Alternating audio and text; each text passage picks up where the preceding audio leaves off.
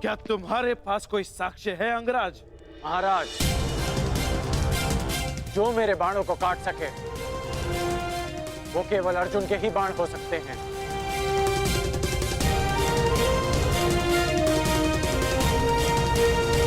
और जो मित्र दुर्योधन को ललकार सके वो केवल भीम ही हो सकता है। ये भी केवल तुम्हारा अनुमान है कर्ण। मैं साक्ष्य की बात कर रहा हूं। कभी कभी अनुमान भी सत्य सिद्ध होते हैं महाराज। मेरा प्रश्न ये है विदुर, यदि पांडव जीवित हैं तो वो अभी तक हस्तिनापुर क्यों नहीं आए? इतने समय तक छिपे क्यों रहे? क्या कोई उत्तर है तुम्हारे पास?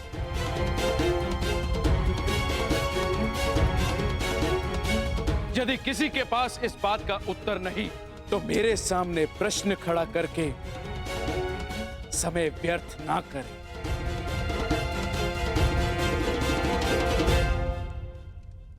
तो मेरा निर्णय है कि दुर्योधन का राज्य अभिषेक होगा।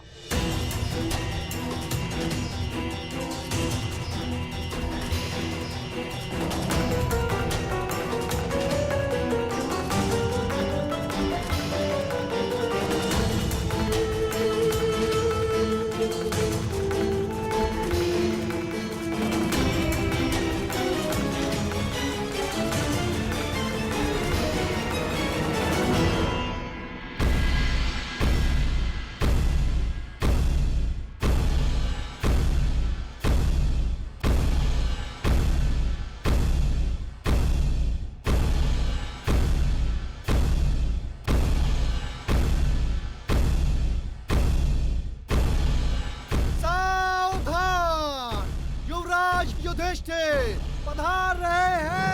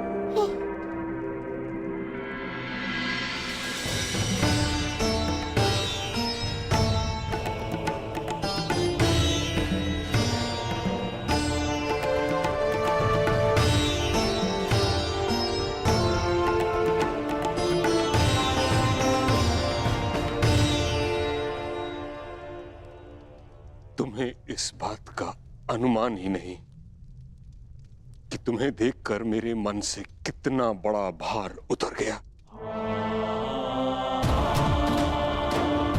यह अनुभूति एक शूल की भांति मेरे मन में चुभ रही थी कि जिन प्रिय पांडु पुत्रों को मैं अपने उत्तरदायित्व पर हस्तिनापुर लाया था उनकी रक्षा नहीं कर पाया।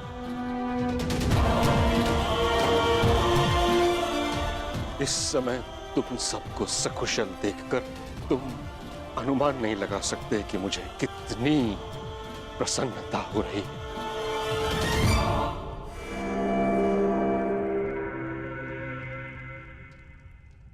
आपको प्रसन्न देख हमें भी प्रसन्नता हुई पितामह। हस्तिनापुर में स्वागत है युवराज।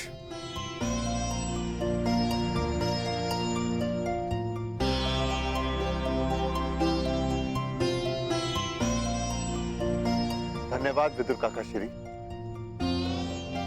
आप हमारे साथ नहीं थे, परंतु आपकी मंगल कामना सदैव हमारे साथ थी।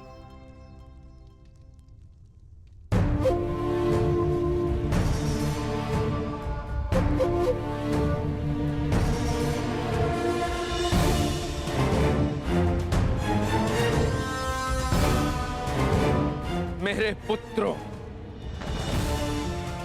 ईश्वर की महान कृपा है कि तुम सब सकुशल हो। अब मैं मृत्यु उपरांत अपने भ्राता पांडु को अपना मुख दिखा सकूंगा। पिताश्री को सदैव अपने ज्येष्ठ भ्राताश्री पर गर्व रहेगा महाराज।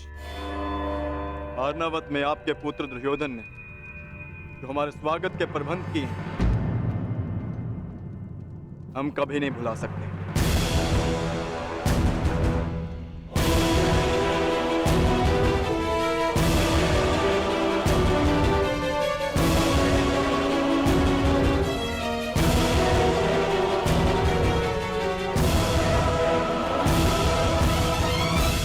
पुत्र युधिष्ठिर, एक प्रश्न मेरे मन को व्यथित कर रहा है। तुम सब जब वर्णावत की दुर्घटना में सुरक्षित थे तो हस्तिनापुर क्यों नहीं चले आए?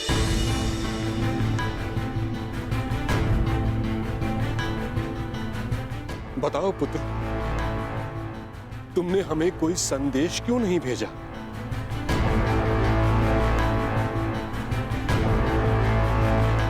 युधिष्ठिर, इतना मैं जानता हूं कि भयभीत तुम किसी से हो नहीं और असत्य तुम कहोगे नहीं।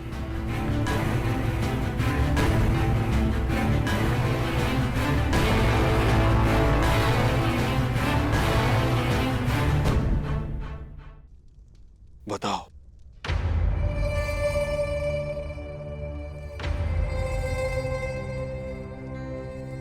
हम आपको कष्ट नहीं देना चाहते थे पितामह,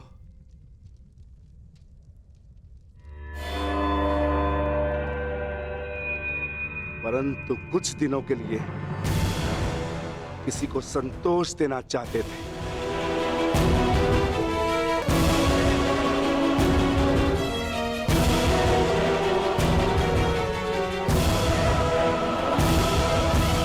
भीम का तात्पर्य यह है कि हम माता श्री को संतोष देना चाहते थे, क्योंकि माता श्री हस्तिनापुर में नहीं आना चाहती थी। परंतु क्यों?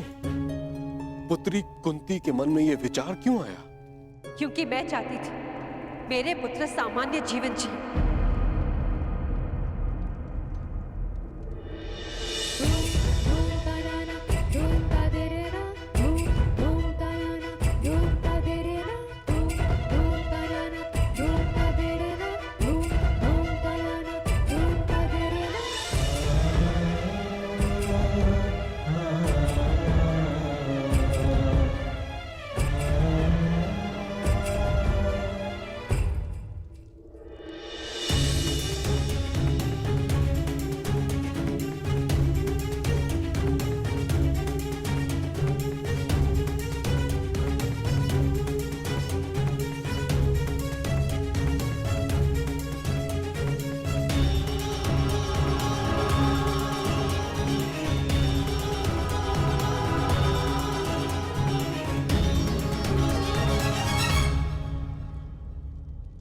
राजसी जीवन और राजनीति से मेरा मन विरक्त हो चुका है ताजश्री।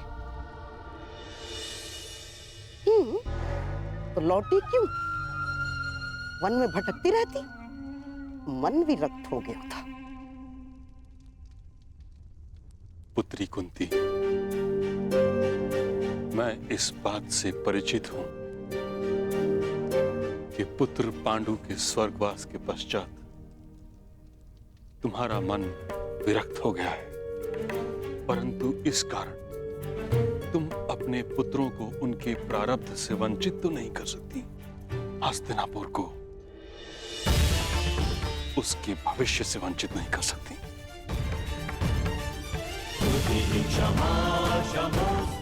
कुंती पुत्री, सिंह बछड़े की भांति नहीं जी सकते। उन्हें वन का राजा बनना ही होता है।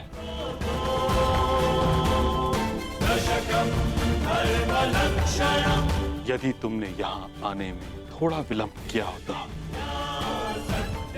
तो यहां घोर अनर्थ हो जाता।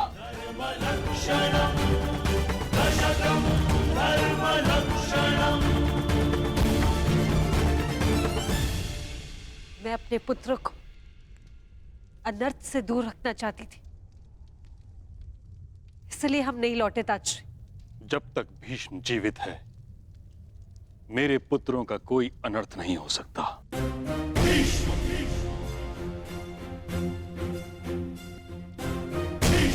यदि कोई अनर्थ का बाण उनकी ओर आएगा, तो उसे सर्वप्रथम भीष्म की ढाल का सामना करना होगा।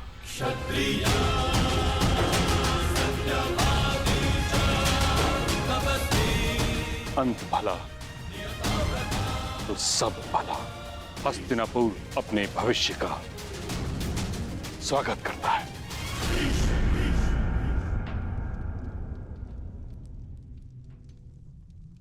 किंतु ये तो बताओ पुत्रों, वारणाव्रत से जाने के पश्चात क्या हुआ? कहाँ रहे तुम लोग? होना क्या है? सूर्य के तेज को मेघ कब तक रोकेगा? अंगराज ने अभी बताया किस प्रकार अर्जुन ने अपने पौरुष और कौशल का प्रदर्शन किया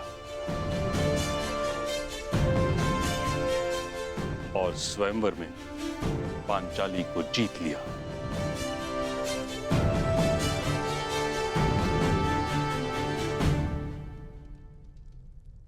हस्तिनापुर की कुलवधू कहां है? उसे संग नहीं लाए।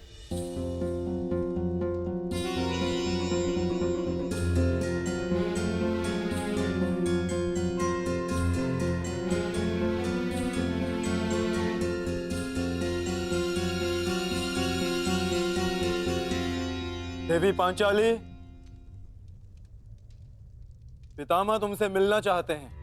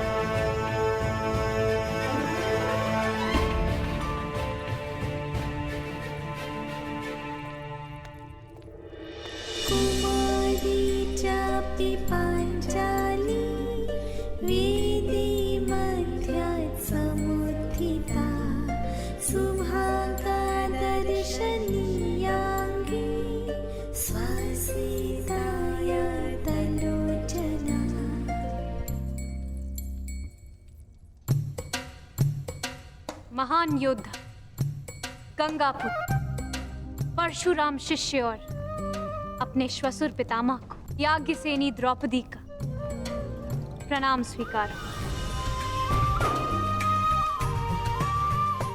अपने परिचय के लिए जिन शब्दों का चयन तुमने किया है यज्ञसेनी, उससे तुम्हारे गुण, तुम्हारा ज्ञान, बड़ों का आदर और तुम्हारे चरित्र की श्रेष्ठता सिद्ध होती।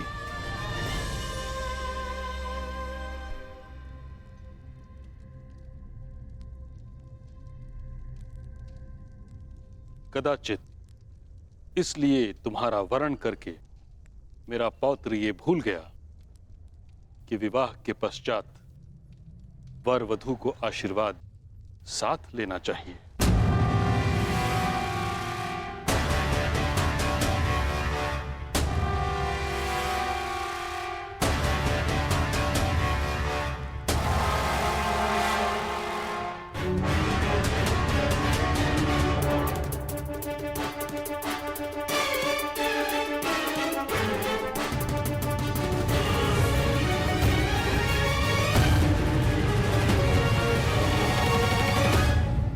विवाह के पश्चात वर वधू को आशीर्वाद साथ लेना चाहिए।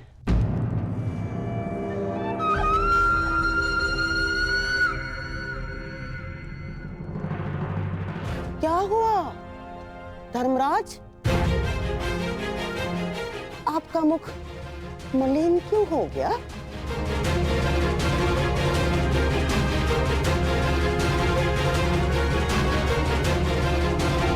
अर्थात कुछ कहना चाह रहे हो?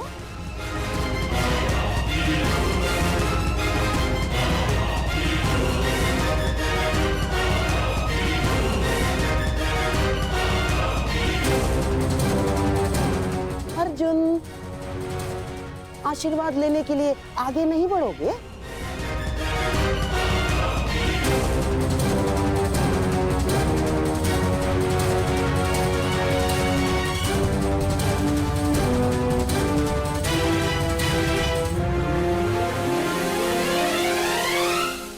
परंतु पितामह,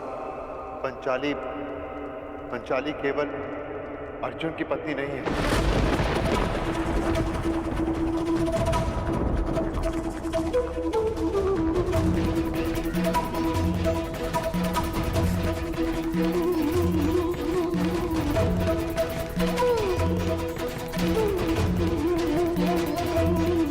ये कैसा उपहास है पुत्र?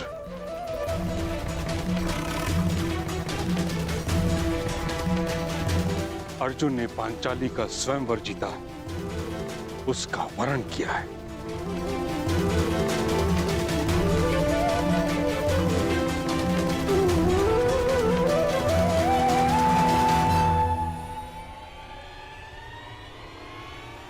परंतु पंचाली से हम पांचों ने विवाह किया।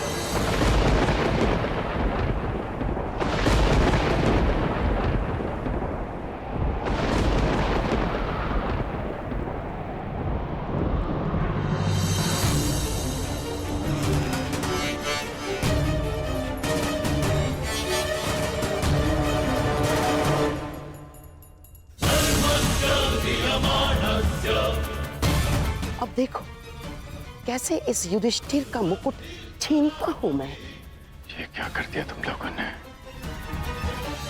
ये क्या कर दिया?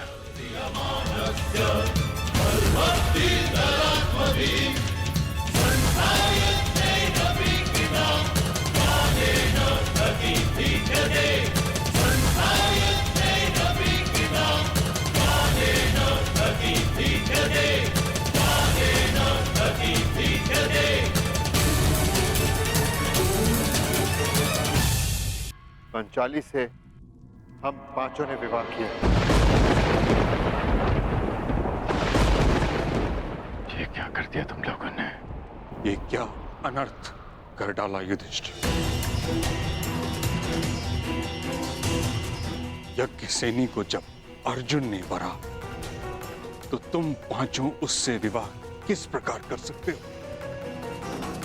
धन, धान्य, संपत्ति, राज्य, इन सब का बंटवारा हो सकता है, परंतु पत्नी उसका नहीं।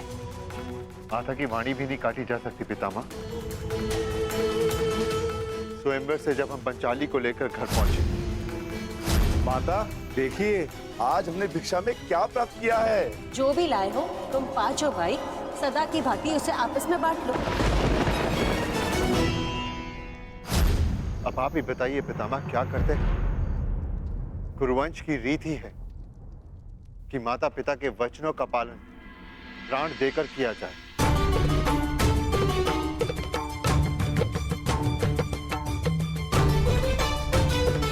एक माता 5 पुत्रों को जन्म दे, यह नीति संगत है, परंतु एक स्त्री से 5 पुरुष विवाह नहीं कर सकते।